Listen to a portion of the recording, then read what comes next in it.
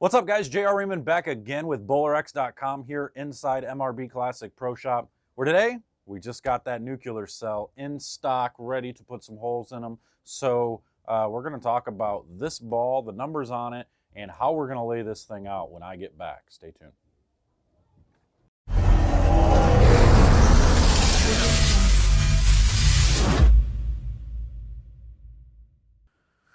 All right, we got ourselves a new nuclear cell from RotoGrip here, and I was always a fan of the cell series. Actually, my favorite was the Hyper Cell.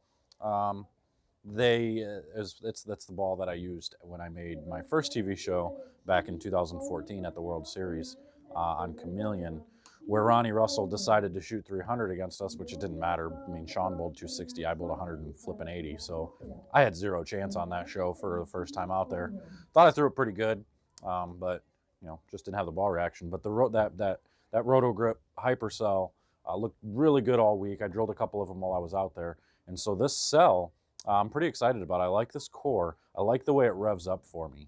And this thing, that's at 252.056, so it's a big differential. That's going to give us some numbers and give us some core power that's going to go through the pins, and that's going to be needed this week. I'm headed down to Indianapolis for that tournament down there. I'm not going to bowl doubles. Mason and I decided Mason's going to bowl on my nationals team coming in May, I believe we're going, and for him to even be allowed to bowl doubles with me, he would have had to pick up his PBA card again, which then would have made him ineligible to bowl on our nationals team because I already have a card, so couldn't have two of us on the same team, so we can't do it that way. So we're going to take this year off, and we'll get back out there next year. Hopefully we'll get a little bit more time to get on the lanes and prep for the doubles event next year, wherever it's going to be. But for now, I'm heading down to Indy. I'm going to bowl the singles event. I'm going to bowl a small event tomorrow as well down in Akron, Ohio, and then I'm going to shoot my way across. So I came to the shop to pick my stuff up, and lo and behold, here were these bowling balls. So we're going to lay this one out, and I got that new Axiom here as well. I think I said that right. I didn't really look at it, but that's what I thought it looked like. So we're going to lay those out. But this one, being as I know what it is and what it does as far as, what this core is like, ironically, when I had that Hypercell, it was another 5.25 inch pin. It was up above my middle finger, and I loved that thing. I loved that ball a lot. So we're going to do something similar here. It is asymmetrical, so we're going to have to worry about that first number. But let's go and draw the first line here.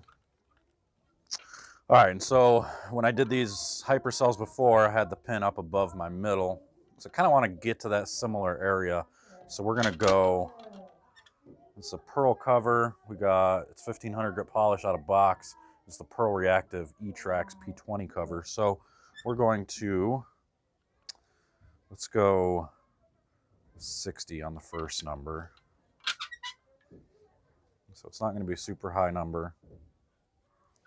And then I'm only going to go like 50 on the second number. So let's go, and then we're doing 5 inches to get it up above my middle. So 5 inches by, let's see where 50 puts us. So it's not huge numbers, but it still gets me to that 110 range in the combined numbers.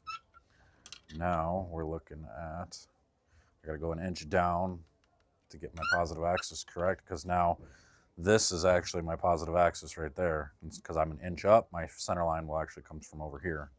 So now I'm going to go straight across from there at 4.5. Yep, and that'll do it. So this will get my center line right here. So we're going to end up with fingers here, like that, with a thumb there.